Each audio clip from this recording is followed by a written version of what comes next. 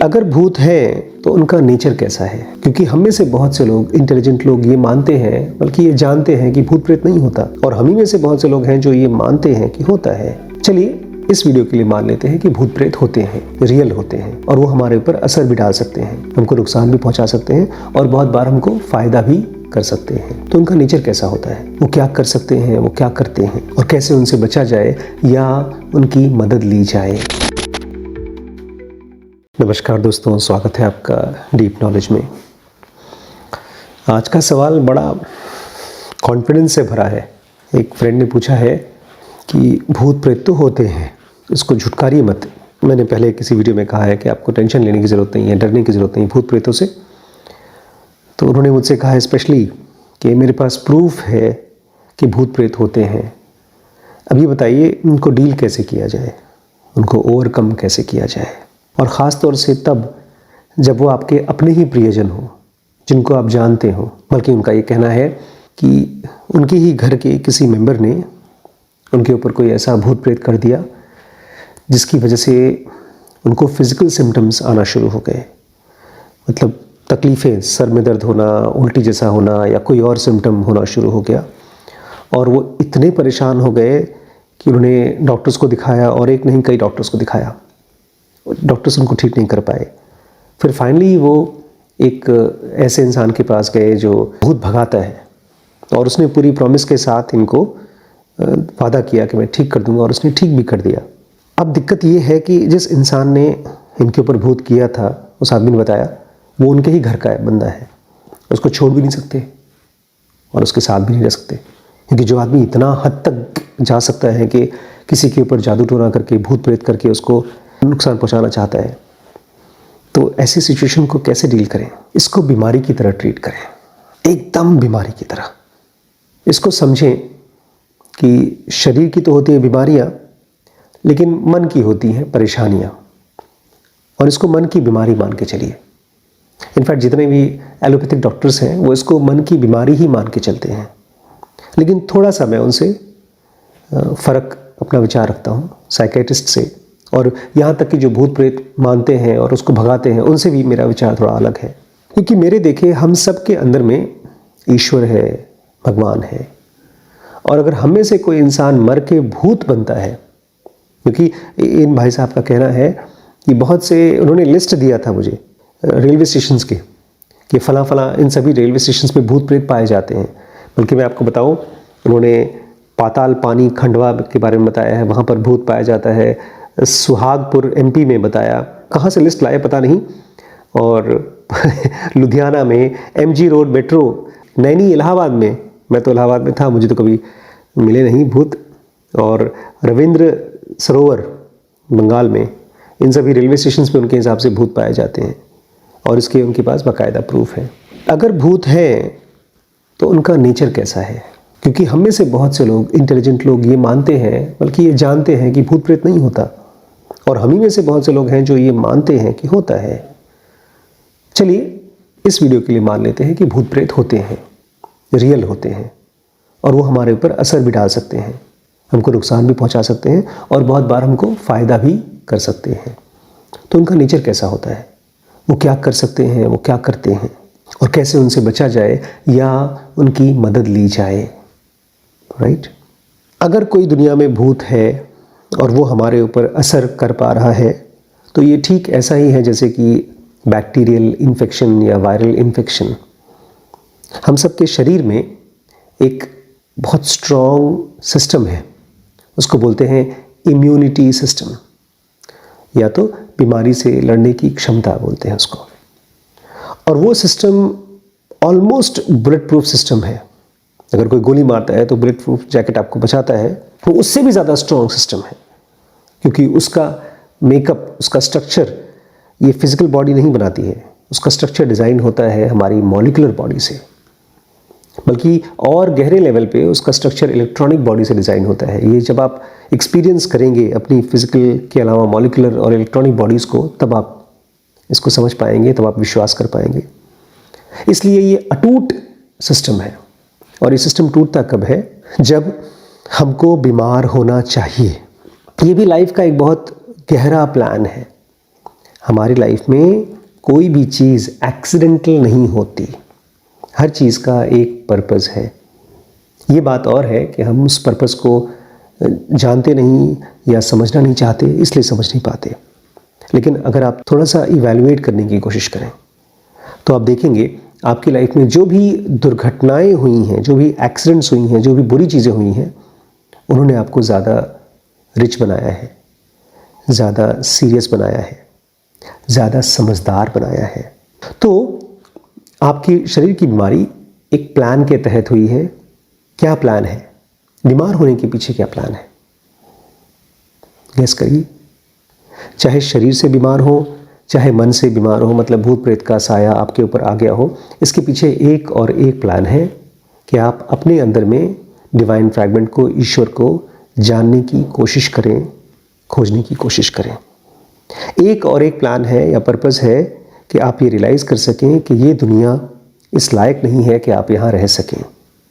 यही एक पर्पस है।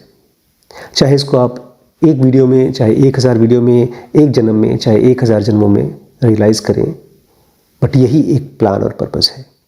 अब दूसरी चीज़, कोई भी बीमारी या कोई भी भूत प्रेत जो आपके हिसाब से हमको अटैक कैसे करता है, उसके लिए हमारी इम्यूनिटी में, मतलब फिजिकल बॉडी में कोई गैप होना चाहिए। जैसे कि HIV जैसा जब इन्फेक्शन होता है तो उसमें हमारी इम्यूनिटी कमज़ोर हो जाती है, ट्यूबरक्लोसिस में हमारी इम्यूनिटी कमज़ोर हो जाती है, तो उसकी वजह से और भी बीमारियां होती हैं, सुपर एडेड इन्फेक्शंस होते हैं। ठीक ऐसे ही जब हम मन से कमज़ोर होते हैं तो हमारे ऊपर भूत प्रेत का साया अटैक कर सकता है। अब सवाल उठता है, मन से कमज़ोर होने का मतलब क्या है?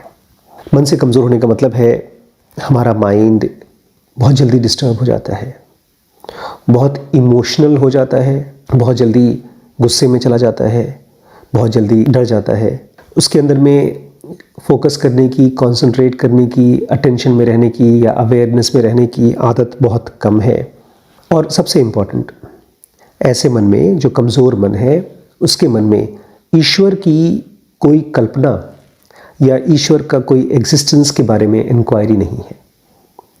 आप ईश्वर को इंक्वायरी करने के लिए तभी शुरुआत कर सकते हैं जब आपके मन में थोड़ा सा डाउट या थोड़ा सा भरोसा हो कि इतना बड़ा ब्रह्मांड, इतनी खूबसूरत दुनिया की डिज़ाइन एक्सीडेंटल नहीं हो सकती, इसको किसी न किसी ने डिज़ाइन कर रखा है।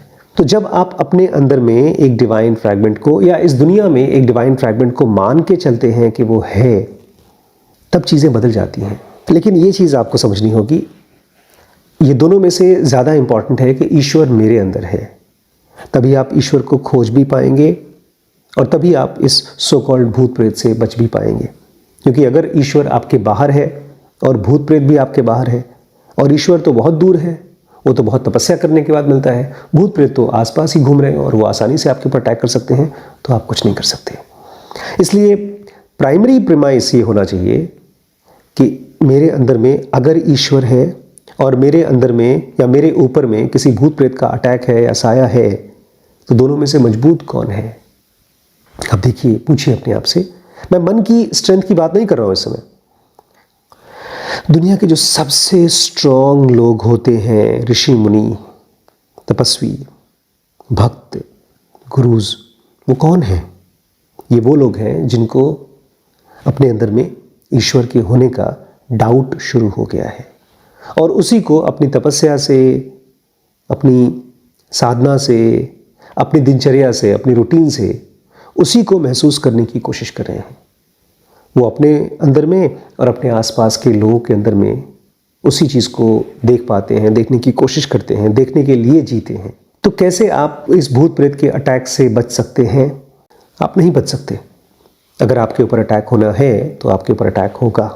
अगर आपको कोई हेल्प करने वाला पीर, पैगंबर, कोई साधु, सन्यासी कोई आएगा और आपको रिलीव करेगा, तो वो आएगा, आपको मदद करेगा। उसमें भी आप कुछ कर नहीं सकते। आप जो कर सकते हैं वो है सरेंडर।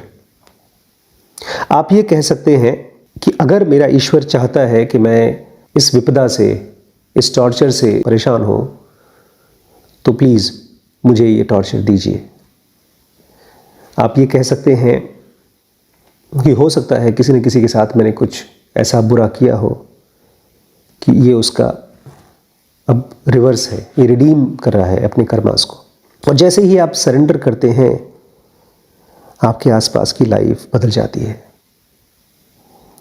दूसरी चीज़, कृष्णा जी कहा करते थे, कृष्णमूर्ति जी, कि भूत प्रेतों की बातचीत करना, उनकी फिल्में देखना, उनकी स्टोरीज़ को सोचना, ये सब भी इनवाइट करता है भूतों को तो बाद में, पहले हमारे मन के अंदर के डर को। क्योंकि जितना ही हम डरते हैं या जितना ही हम इमोशनल होते हैं किसी चीज़ के बारे में, उतना ही हमारे को उस चीज़ पे विश्वास होते जाता है। तब तो बड़ा सिंपल है, अगर मुझे किसी चीज़ को विश्वास करना ही है या खोजना ही है, तो वो मैं आत्मन को करूँगा, ईश्वर को, कृष्ण को, रमण को, जो भी दुनिया की सबसे पावरफुल एंटिटीज़ है और जो विलेन नहीं है। क्योंकि हमारी और आपकी जो कल्पना है भूत प्रेत की, वो विलेन जैसी है। और सही भी है, क्योंकि ये जो लोग, जिनको भी आप भूत प्रेत कहते हैं, मॉलिक्यूलर बॉडी कहते हैं, जिन्होंने अपने आप को अभी तक रियलाइज़ नहीं किया है, वो लोग कन्फ्यूज्ड हैं। वो लोग नहीं कहना चाहिए, क्योंकि जो आदमी मर चुका है और वो आपके आसपास घूम रहा है, वो घूम कहाँ रहा है? वो तो सो रहा है। अगर किसी ने किसी रेलवे स्टेशन पे किसी की चीखने की आवाज़ सुनी, या किसी की कराहने की आवाज़ सुनी, या किसी को भटकते हुए देखा, तो वो इंसान थोड़ी है, वो तो एक धुआं है। इसको आप और हम अगर भूत बोल देते हैं तो उसके एग्जिस्टेंस में कोई सॉलिडारिटी नहीं आती। वो है तो केवल एक पास्ट एंटिटी जो धीरे धीरे ख़त्म हो रही है। जैसे कोई आग जल चुकी हो और उसकी राख में से धीरे धीरे गर्मी ख़त्म होती है, ठीक ऐसे ही। अब एक लास्ट बड़ी इंपॉर्टेंट चीज़, मुझे लगता है ये सबसे इंपॉर्टेंट बात है। अगर इस दुनिया में भूत प्रेत हैं, तो ये दुनिया क्या है? ये फिजिकल वर्ल्ड क्या है? और क्या हम भी मरने के बाद भूत प्रेत बनेंगे? क्योंकि अगर हम भी केवल मॉलिक्यूलर बॉडी बन के भटक कर ख़त्म हो जाएंगे या भटकते रहेंगे और परेशान रहेंगे, तब तो ये दुनिया बहुत इमेच्योर डिज़ाइन का बना हुआ है। इसके क्रिएटर, इसके भगवान, इसके ईश्वर, उन्होंने अपनी पढ़ाई पूरी नहीं की लगता है। उन्होंने अपना MA इंजीनियरिंग आर्किटेक्चर नहीं किया कंप्लीट, सिविल इंजीनियरिंग कंप्लीट नहीं की। कहा जाता है कि ये दुनिया भू भूह और सुह से बनी है, ये फिजिकल वर्ल्ड जिसको हम और आप रियल मानते हैं। लेकिन जो ऋषि मुनि हैं वो कहते हैं कि ये तो नकली है, भू भूह सुह नकली है, इसके अलावा क्रिएशन असली है। क्रिएशन वो है जहाँ पर आत्मन हमेशा से थी और रहेंगी, कभी ख़त्म नहीं होगी। और ये ऋषि मुनि ये भी कहते हैं कि वो रियल है, ये अनरियल है। हमारे लिए तो ये सब रियल है, हमारे सपने की दुनिया क्योंकि हम उसको एक्सपीरियंस करते हैं वो रियल है। लेकिन ऋषि मुनि ये कहते हैं कि ये केवल ग्रॉस है, एक्सीडेंट्स का बना हुआ है, चांसेस का बना हुआ है, तुक्के का बना हुआ है। यहाँ पर आप कुछ सोचें, कुछ चाहें, कुछ पाने की कोशिश करें, चांसेस ये है कि लाखों में, करोड़ों में एक आध चांस है कि वो आपको मिलेगा। कोई आदमी अमीर बनना चाहता है तो करोड़ों में एक आदमी है जो अमीर बन पाएगा, और जो भी बेचारा अमीर भी बनता है वो भी शरीर से तो गरीब ही रहता है, वो भी अल्टीमेटली मर जाएगा।